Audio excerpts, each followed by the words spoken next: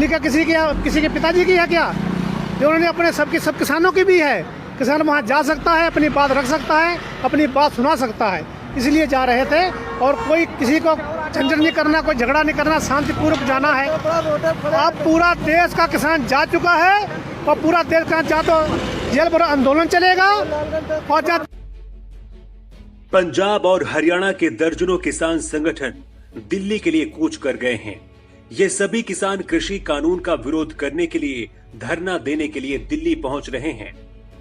अभी भी देश के अलग अलग राज्यों से किसान अपनी मांगों को लेकर दिल्ली पहुंच रहे हैं, लेकिन दिल्ली बॉर्डर पर शुक्रवार यानी कि 26 नवंबर को दिल्ली पुलिस ने इन किसानों को रोकने की कोशिश की। इस दौरान किसान आंदोलन ने हिंसक रूप ले लिया। कई जगह पर पुलिस और किसानों के बीच टकराव हुआ। किसानों ने दिल्ली में आने के लिए बैरिकेडिंग्स भी तोड़ दी। किसानों को रोकने के लिए पुलिस ने पानी की बौछार की और उसके बाद जब किसान फिर भी नहीं माने तो उन पर आंसू गैस के गोले बरसाए गए। भीड़ को नियंत्रित करने के लिए कम कंसंट्रेशन वाली CS गैस यानी कि जिसे हम आम बोलचाल की भाषा में आंसू गैस कहते हैं, इसका पुलिस ने इस्तेमाल किया।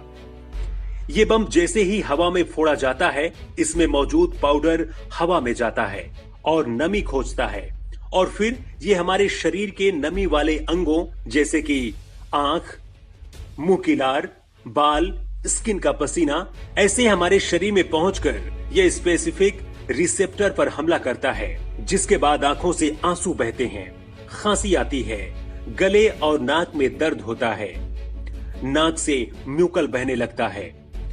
इस गैस से बचने का सबसे अच्छा तरीका यही है कि जितनी जल्दी हो वहां से भाग जाओ।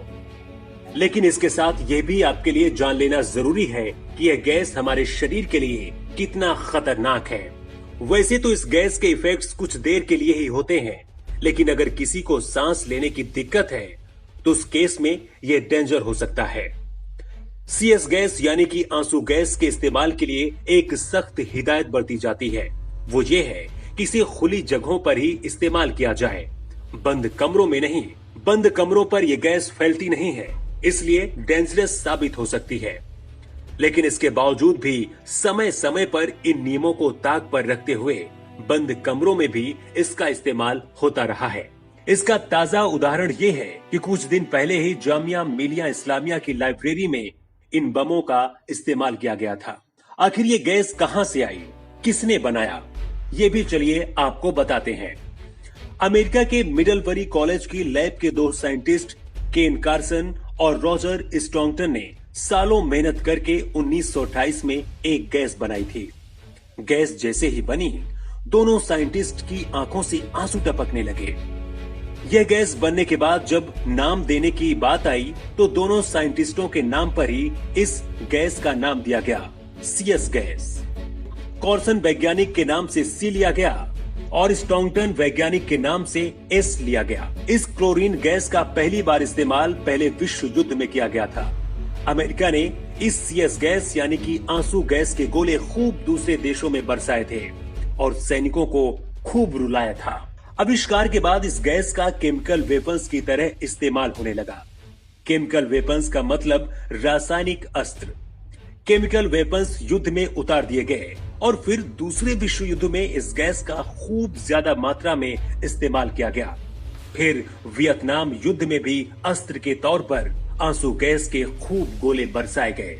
लेकिन फिर दुनिया के कुछ बड़े देशों ने मिलकर 1993 में केमिकल वेपन्स कन्वेंशन पर साइन किया।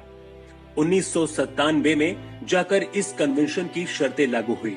शर्तें ये थी कि युद्ध में केमिकल वेपन्स बैन रहेंगे। बैन होने वाले केमिकल्स वेपन में CS गैस यानी कि आंसू गैस भी शामिल थी। लेकिन जिस तरह से फिलहाल दिल्ली में किसानों के ऊपर और उससे पहले भी आंसू गैस यानी कि CS गैस के गोले दागे जाते रहे हैं, वो कई सवाल खड़े करते हैं। सवाल ये कि आखिर जिस गैस को युद्ध में इस्तेमाल करने पर बैन लग गया है, तो फिर उसे भीड़ पर और अपने ही देश के लोगों पर क्यों इस्तेमाल किया जाता है।